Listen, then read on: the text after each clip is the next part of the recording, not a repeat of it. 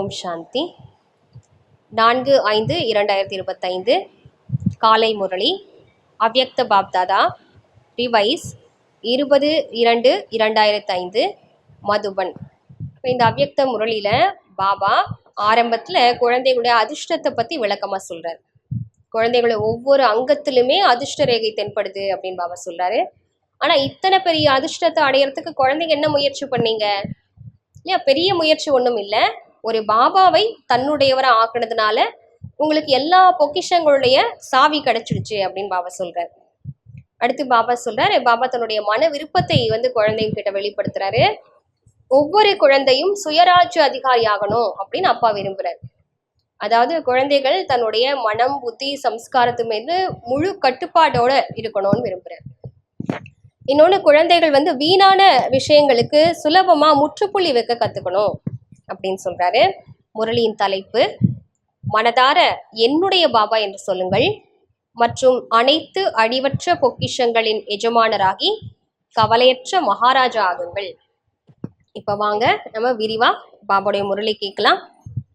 இன்று அதிர்ஷ்டத்தை உருவாக்குபவராகிய பாப்தாதா தம்முடைய குழந்தைகளின் நெற்றியின் நடுவில் பாக்கியத்தின் ரேகைகளை பார்த்து கொண்டிருக்கிறார். ஒவ்வொரு குழந்தையின் நெற்றியில் ஜொலிக்கின்ற தெய்வீக நட்சத்திரத்தின் ரேகை காணப்படுகிறது. ஒவ்வொருவரின் கண்களிலும் சிநேகம் மற்றும் சக்தியின் ரேகைகளை பார்த்து கொண்டிருக்கிறார். வாயில் உயர்ந்த வார்த்தைகளின் ரேகையை பார்த்து கொண்டிருக்கிறார். இதழ்கள் மீது இனிய புன்முறுவலின் ரேகை ஜொலித்து கொண்டிருக்கிறது. மனதில் இதய நாயகனின் அன்பில் மூழ்கிய ரேகையை பார்த்து கொண்டிருக்கிறார். கைகளில் சதா அனைத்து பொக்கிஷங்களால் நிரம்பிய நிலையின் ரேகையை பார்த்து கொண்டிருக்கிறார். காலில் ஒவ்வொரு அடியிலும் பல கோடி மடங்கு வருமானத்தின் ரேகையை பார்த்து கொண்டிருக்கிறார். அத்தகைய உயர்ந்த அதிர்ஷ்டம் முழு கல்பத்திலும் யாருக்கும் இருக்காது. குழந்தைகளாகிய உங்களுக்கு இந்த சங்கம யுகத்தில் அப்படி ஒரு பாக்கியம் கிடைத்துள்ளது. இவ்வாறு தனது பாக்கியத்தை அனுபவம் செய்கிறீர்களா? இத்தனை உயர்ந்த பாக்கியத்தின் ஆன்மீக பெருமிதத்தை அனுபவம் செய்கிறீர்களா? மனதில் தானாகவே பாடல் ஒலிக்கிறது, ஆஹா எனது பாக்கியம். இந்த சங்கமயுகத்தின் பாக்கியம் அழிவற்ற பாக்கியமாகி விடுகிறது. ஏன்? அழிவற்ற தந்தை மூலமாக அழிவற்ற பாக்கியம் கிடைத்திருக்கிறது. ஆனால் இந்த சங்கமயுகத்தில் மட்டுமே அனுபவமாகிறது. இந்த விசேஷமான சங்கமயுகத்தின் பிராப்தி மிக உயர்ந்ததாகும். ஆக அத்தகைய உயர்ந்த அதிர்ஷ்டத்தை சதா வெளிப்படையான ரூபத்தில் அனுபவம் செய்கிறீர்களா?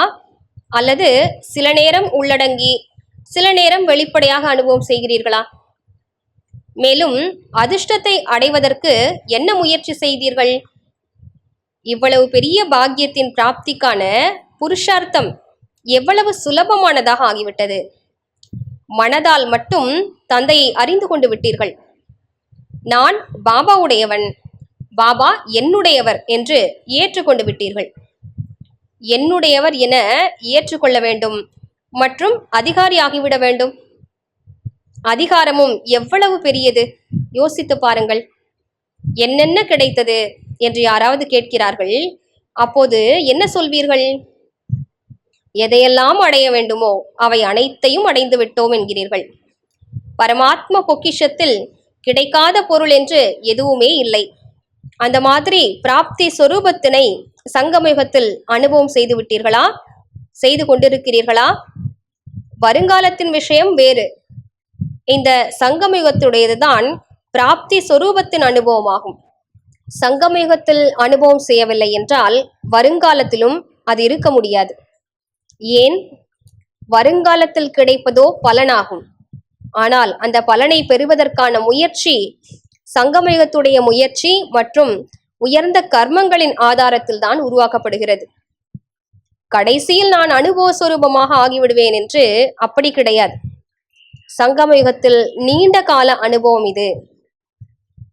ஜீவன் முக்தி நிலையின் விசேஷமான அனுபவம் இந்த சமயத்துடையதே ஆகும்.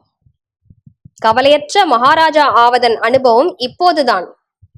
ஆக அனைவரும் கவலையற்ற மகாராஜாக்களா அல்லது கவலை உள்ளதா? யார் கவலையற்ற மகாராஜா ஆகியிருக்கிறீர்களோ அவர்கள் கை உயர்த்துங்கள். ஆகிவிட்டீர்களா அல்லது ஆகி கொண்டிருக்கிறீர்களா? ஆகிவிட்டீர்கள் இல்லையா? என்ன கவலை இருக்கிறது? எப்போது வள்ளலின் குழந்தையாக ஆகிவிட்டீர்களோ கவலை என்ன மீதம் இருக்கிறது?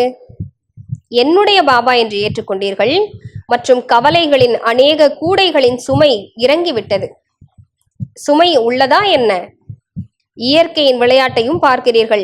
ஆனால் கவலையற்ற மகாராஜா ஆகி சாட்சி பார்வையாளராக இருந்து விளையாட்டை பார்க்கிறீர்கள். உலகத்தவரோ பயப்படுகிறார்கள். என்னவாகுமோ தெரியவில்லையே என்று நினைக்கிறார்கள். உங்களுக்கு பயம் உள்ளதா? பயப்படுகிறீர்களா? நம்பிக்கை மற்றும் கவலையற்ற நிலை, எது நடக்குமோ அது நல்லதிலும் நல்லதாகவே நடக்கும். ஏன்? திரிகாலதரிசியாகி ஒவ்வொரு காட்சியையும் நீங்கள் பார்க்கிறீர்கள். இன்று என்ன நடக்கிறது, நாளை என்ன நடக்கப் போகிறது, இதை அறிந்து கொண்டு விட்டீர்கள். ஞானம் நிறைந்தவர் அல்லவா நீங்கள்? சங்கமயுகத்திற்கு பிறகு என்ன நடக்கப் போகிறது உங்கள் அனைவரின் முன்பு தெளிவாக அது இருக்கிறது இல்லையா? புது யுகம் வந்தே தீரும். உலகத்தவர் கேட்கிறார்கள், வருமா வருமா என்பது அவர்களுடைய கேள்வி. நீங்கள் என்ன சொல்கிறீர்கள்? அது இப்போது வந்தே விட்டது, எனவே என்னவாகும் என்று கேள்வியே இல்லை. தங்க யுகம் வரத்தான் போகிறது என்று உங்களுக்கு தெரியும். இரவுக்கு பின் இப்போது சங்கமம், அதிகாலை வேளை. அமிர்த வேளைக்கு பிறகு பகல் வந்தே ஆக வேண்டும். யாருக்கெல்லாம் நம்பிக்கை இருக்கிறதோ அவர்கள் கவலையற்று இருப்பார்கள். எந்த ஒரு கவலையும் இருக்காது. கவலையற்றவராகவே இருப்பார்கள். உலகை படைப்பவர் மூலமாகவே படைப்பின் தெளிவான ஞானம் உங்களுக்கு கிடைத்துவிட்டது. பாப்தாதா பார்த்து கொண்டிருக்கிறார். குழந்தைகள் தந்தையுடைய அன்பின், சகயோகத்தின் மற்றும் தொடர்பின் அன்பில் கட்டுப்பட்டு தங்களின் வீட்டிற்கு வந்து சேர்ந்து விட்டார்கள். பாப்தாதா அனைத்து ஸ்நேகி குழந்தைகளுக்கும், சகயோகி குழந்தைகளுக்கும், தொடர்பில் உள்ள குழந்தைகளுக்கும் தங்கள் அதிகாரத்தை பெறுவதற்காக தங்கள் வீட்டில் வந்து சேர்ந்துள்ளனர் என்பதற்காக வாழ்த்துக்களை தெரிவித்துக் கொண்டிருக்கிறார். வாழ்த்துக்கள், வாழ்த்துக்கள். பாப்தாதாவின் அன்பு குழந்தைகளை விட அதிகமா அல்லது குழந்தைகளின் அன்பு பாப்தாதாவை விட அதிகமா? யாருடைய அன்பு அதிகம்? உங்களுடையதா, தந்தையுடையதா? பாபா கூறுகிறார், குழந்தைகளுடையதுதான் அதிகம். பாருங்கள், குழந்தைகளுக்கு அன்பு இருக்கிறது. அதனால்தான் எங்கெங்கெல்லாமோ இருந்து வந்து சேர்ந்திருக்கிறார்கள் இல்லையா? எத்தனை தேசங்களிலிருந்து வந்திருக்கிறார்கள்? 50 தேசங்களிலிருந்து வந்துள்ளனர். ஆனால் அனைவரையும் விட அதிக தூரத்திலிருந்து யார் வந்திருக்கிறார்? அமெரிக்கர்களா தூரத்திலிருந்து வந்திருக்கிறார்கள்? நீங்களும் தூரத்திலிருந்து தான் வந்திருக்கிறீர்கள். ஆனால் பாப்தாதாவோ பரந்தாமத்திலிருந்து வந்திருக்கிறார். அதனுடன் ஒப்பிடும்போது அமெரிக்கா என்பது என்ன? அமெரிக்கா தூரமா, பரந்தாமம் தூரமா? அனைவரை காட்டிலும் தூர தேசத்தவர் பாப்தாதா தான். குழந்தைகள் நினைக்கிறார்கள்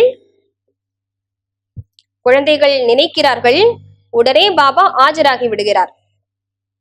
இப்போது பாபா குழந்தைகளிடம் எதை விரும்புகிறார்?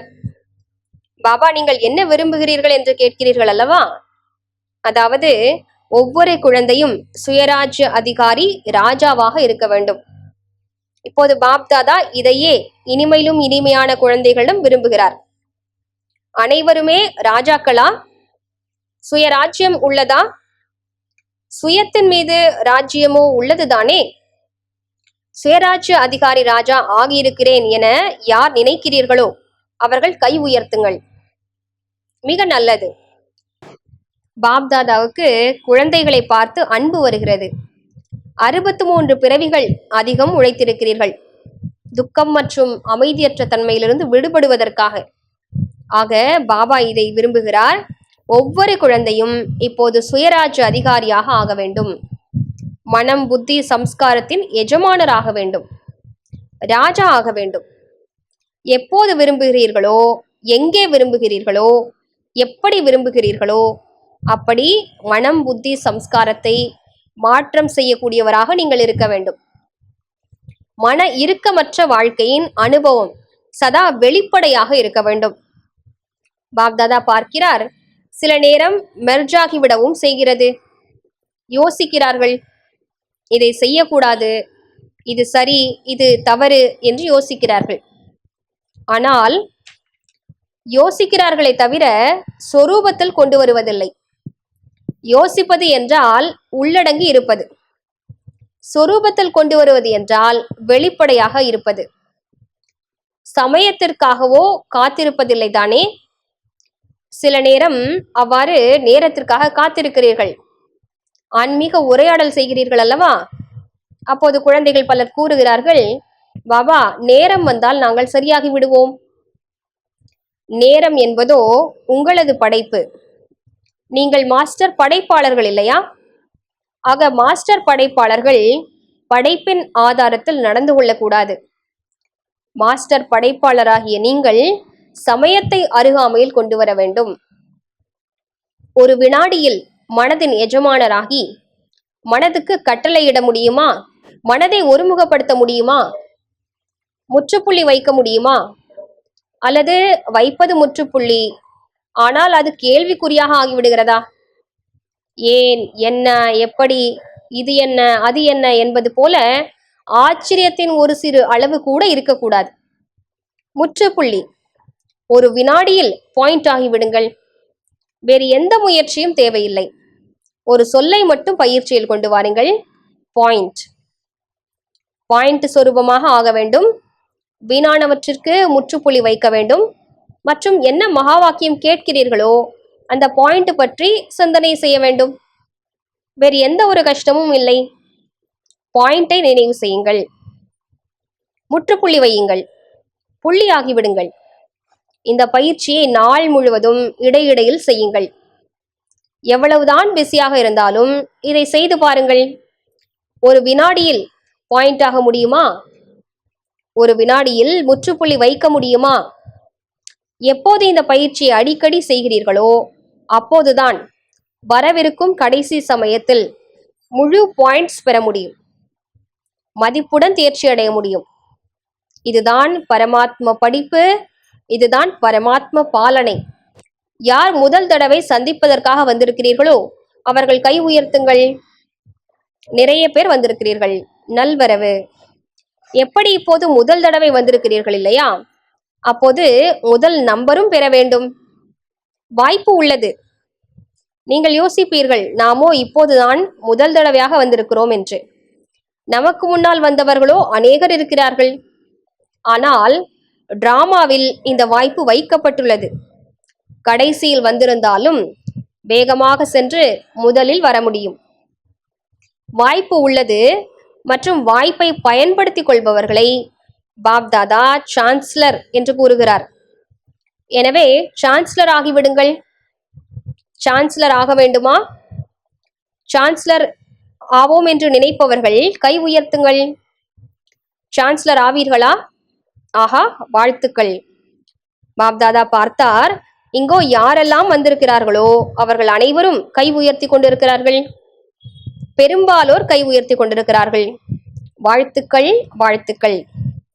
பாப்தாதா வரக்கூடிய இனிமையிலும் இனிமையான மிக மிக அன்பான குழந்தைகளை விசேஷமாக நினைவு செய்துள்ளார். ஏன் நினைவு செய்துள்ளார்? இன்று இந்த தேசத்தின் மற்றும் வெளிநாடுகளின் அநேக விஐபிக்கள் வந்துள்ளார்கள்.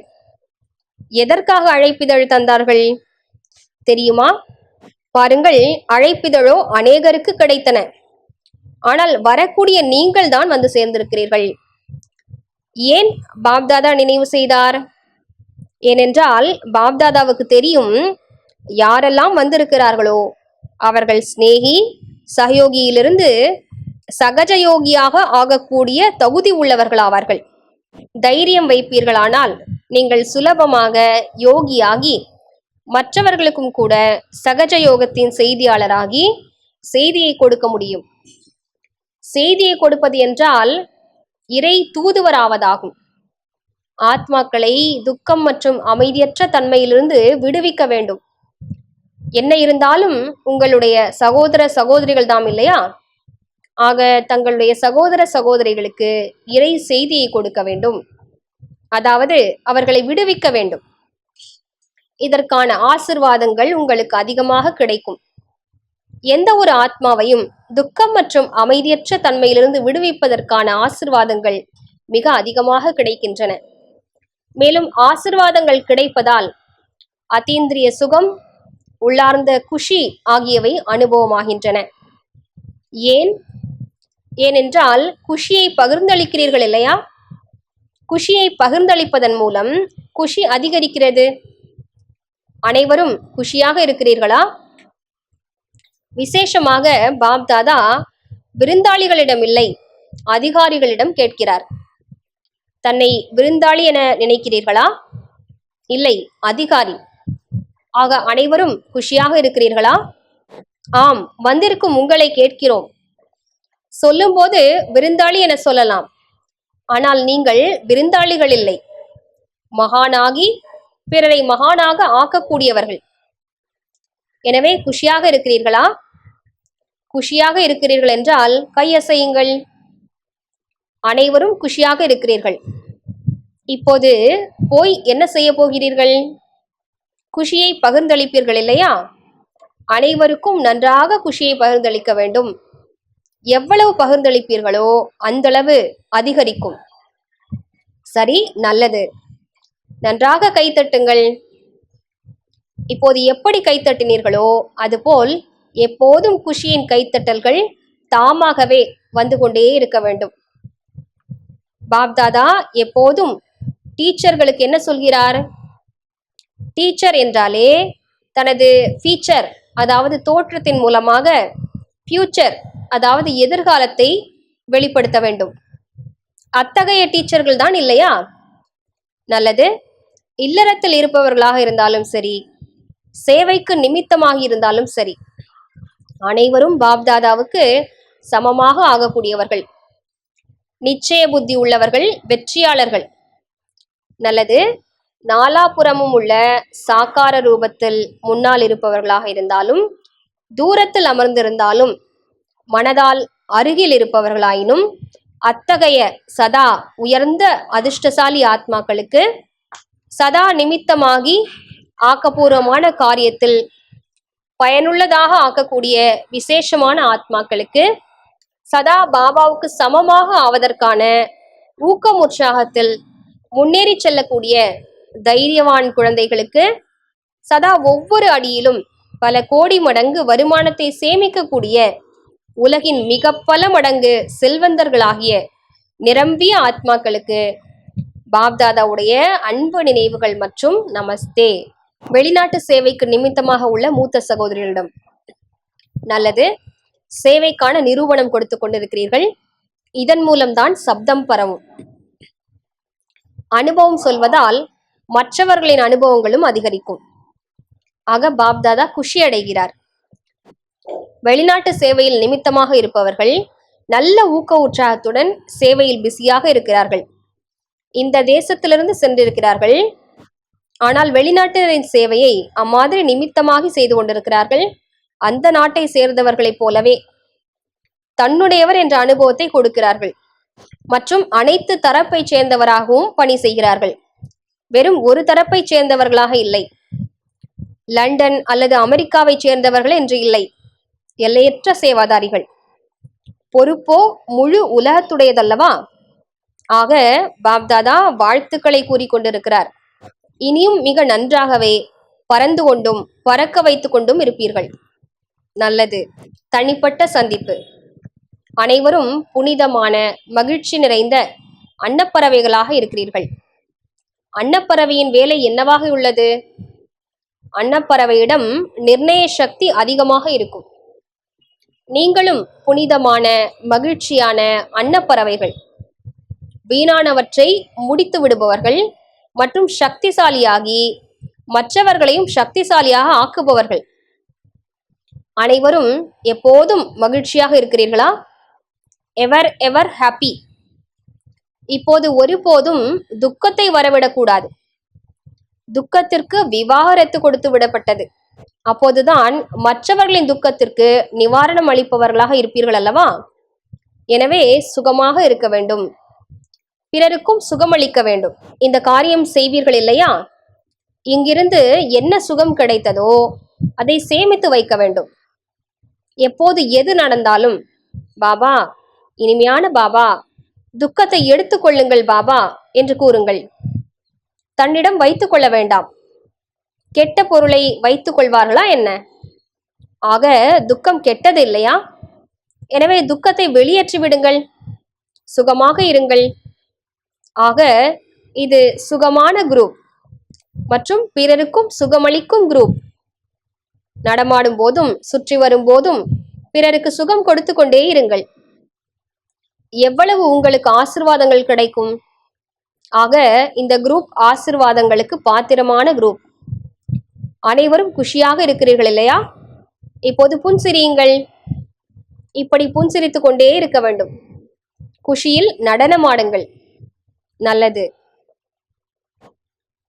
வரதானம்: நினைவு மற்றும் சேவையின் சமநிலை மூலம் மேலேறும் கலையின் அனுபவம் செய்யக்கூடிய ராஜ்ய அதிகாரி ஆகுக. நினைவு மற்றும் சேவையின் சமநிலை இருக்குமானால் ஒவ்வொரு அடியிலும் ஏறும் கலையின் அனுபவம் செய்து கொண்டே இருப்பீர்கள். ஒவ்வொரு எண்ணத்திலும் சேவை இருக்குமானால் வீணானவற்றிலிருந்து விடுபட்டு விடுவீர்கள். சேவை என்பது வாழ்க்கையின் ஓர் அங்கமாகிவிடும். எப்படி உடலில் அனைத்து அங்கங்களும் அவசியமாக இருக்கின்றனவோ அதுபோல் பிராமண வாழ்க்கையின் விசேஷமான அங்கம் சேவையாகும். அதிகமாக சேவைக்கான வாய்ப்புகள் கிடைப்பது, சேவை ஸ்தானங்கள் கிடைப்பது, சேவைக்கான குழு கிடைப்பது, இதுவும் கூட பாக்கியத்தின் அடையாளமாகும். அந்த மாதிரி சேவைக்கான பொன்னான வாய்ப்பை பெறுபவர்கள் ராஜ்ய அதிகாரி ஆவார்கள். ஸ்லோகன்: பரமாத்மா அன்பின் பாலனையின் சொரூபம் சகஜ யோகி வாழ்க்கையாகும். ஓம் சாந்தி.